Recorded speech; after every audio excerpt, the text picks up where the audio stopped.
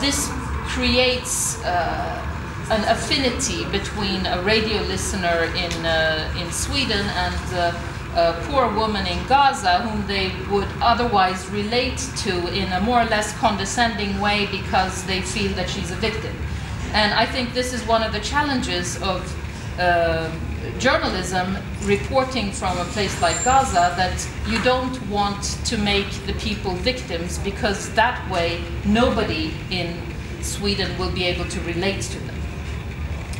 Many years ago, before this war and before many other wars, I was in Gaza during one of the many economic crises there, and I was to do a story about poverty and how people were selling their gold. You know, they went to the gold souk to sell their old bracelets, you know, and little necklaces where you can see the marks of the teeth of a little child who has been playing with this, and then they have to sell it.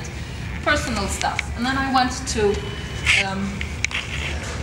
visit a couple of women who were making molocheia in molocheia for Swedes is a kind of spenat soppa, a sort of slimy soup, which most Swedes don't like. But they were making molocheia without chicken or rabbits because they did not have enough money to buy chicken or rabbits. And we were sitting talking about their situation, how utterly poor they had all become. And this was, I mean, I was in the risk zone of really making these women into victims, describing them to a Swedish radio audience who would, you know, listen and forget about this news. But then suddenly they said, yes, we have sold all our gold. And I notice, while they're saying this, that their arms were full of gold bracelets, all of them. Long rows, you know, which women in refugee camps often have. And I said, but you're wearing these gold bracelets. It can't be true that you have had to sell it all. And then they started laughing at their own vanity, saying that we can't walk out naked. This is plastic, of course. We had to sell our gold, but we have to keep appearances up. And this created a wonderful atmosphere in the room when they started, when they began telling me about their own weaknesses, despite this situation of them being the victims and you know, the big picture.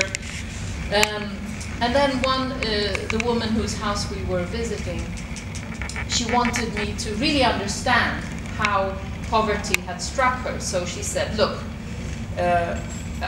we Palestinian women, we keep our money in our bras. And I used to have lots of notes here, you know, a 50 shekel note, a 100 shekel note in my bra.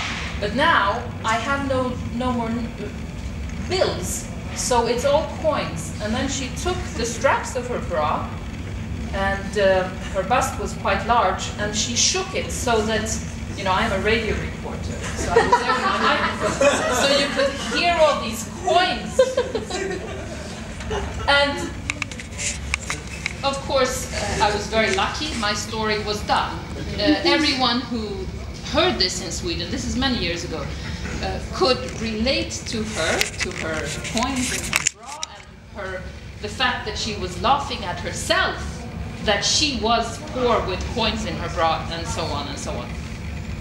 And I think this is one of the most important things, the details of you know, coins and golden bracelets and so on, for reporting that, to make reporting about catastrophes and situations interesting to an audience very far away.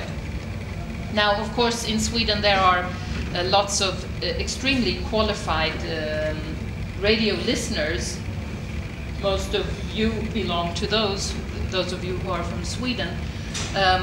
But my job as a mainstream journalist is to report to everyone, also those little women in a little cottage in northern Sweden who hardly know where Gaza is.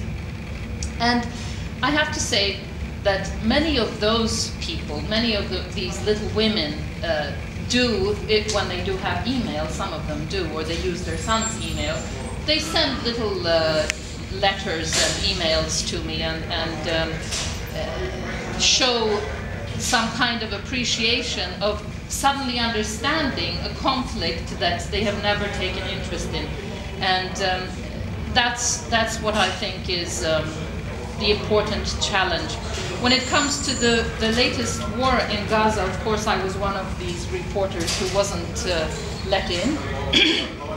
We were standing on the Hill of Shame outside Ashkelon, reporting about what was happening inside, sometimes hearing it, sometimes seeing it, not being able to know exactly where the missile had landed. Of course, most of us had people we could call inside, but not until we actually entered on January 18 or 19 through Rafah.